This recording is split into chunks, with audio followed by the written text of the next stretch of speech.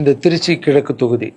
So நிறைய பேர் இடத்துல பார்த்தீங்கன்னா திருச்சி தொகுதியில் லாரன்ஸ் மாஸ்டர் நிற்கிறாரு. நிறைய பேர் அண்ணா நீங்கள் வாங்கண்ணா, நீங்கள் வந்தால் நாங்கள் ஓட் போடுறோண்ணா, வெல்கம்ண்ணா இதெல்லாம் சொல்கிறீங்க. நான் ஷூட்டிங் போகிற இடத்துல நான் ஏதாவது ஆஃபீஸ் போனால் கூட வாங்க எம்எல்ஏ சார் திருச்சி தொகுதியில் நிற்கிறீங்களா, எல்லாரும் சந்தோஷமாக கூப்பிட்டீங்க, அன்பாக கூப்பிட்டீங்க. உங்கள் அன்புக்கு எல்லாருக்கும் நன்றி.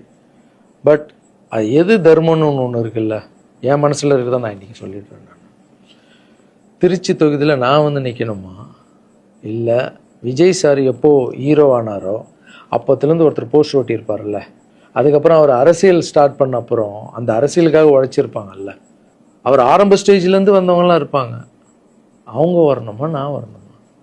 விஜய் சார் வீட்டில் இன்னும் எத்தனை பேர் திருச்சிக்காக வெயிட் பண்ணிகிட்டு இருக்காங்களோ நம்மளுக்கு என்ன தெரியும்? அது விஜய் சார் டிசைட் பண்ணணும். விஜய் சார் யார் நிற்க வைக்கிறாங்களோ யார் வேணாலும் ஜெயிப்பாங்க. ஏன்னா விஜய் சார் முகத்துக்கு தானே ஓட்டு விடுது.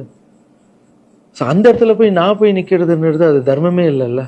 யாரோ ஒருத்தர் விதை போடுவாங்க, அங்கே செடி முளைக்கும், அதுக்கு வேலி கட்டுவாங்க, அதை பாதுகாப்பாங்க, ஒரு மரம் ஒன்று வரும், அந்த மரத்தில் ஒரு பழம் வரும், அந்த பழத்தை நான் எடுத்து சாப்பிட்ணுமா விதை போட்டவங்க சாப்பிட்ணுமா?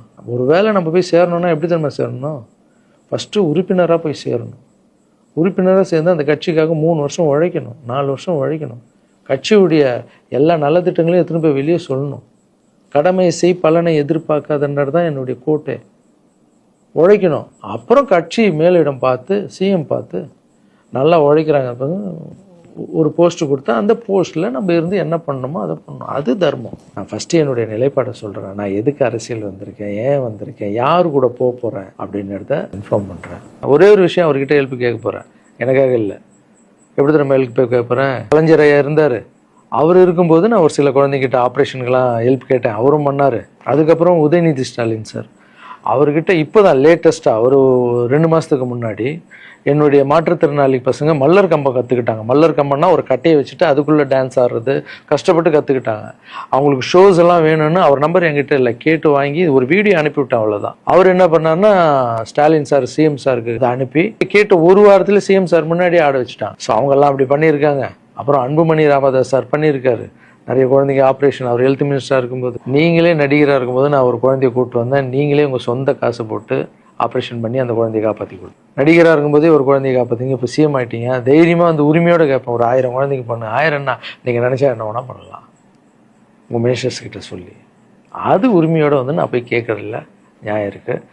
அது சிஎம் பண்ணும்போது அதை வெளியே வந்து சிஎம் எனக்காக என் நண்பர் வந்து இத்தனை ஆப்ரேஷன் பண்ணார், இத்தனை குழந்தைங்க இந்த ஹெல்ப் பண்ணாருன்னு அப்போ பெருமையாக சொல்லிக்கலாம். நம்ம அதுக்குன்னு ஃபீல் பண்ணுறாதீங்க, அண்ணன் அரசியலுக்கு வரமாட்டார் போல். திருச்சி கிழக்கில் தான் நிற்கலன்னு சொன்னேன், அதுதான் தர்மம் இல்லைன்னு சொன்னேன், வேற எங்கேயும் நிற்கலன்னு சொல்லல. நிற்போம் பொறுமையாக, அடி மேலே அடி எடுத்து வச்சு அவசரப்பட்டு என்ன இது சீக்கிரம் வாங்கலாம் அப்படின்னு சொல்கிறேன். என்ன காய்கறி கடையாக போய் வாங்குறதுக்கு?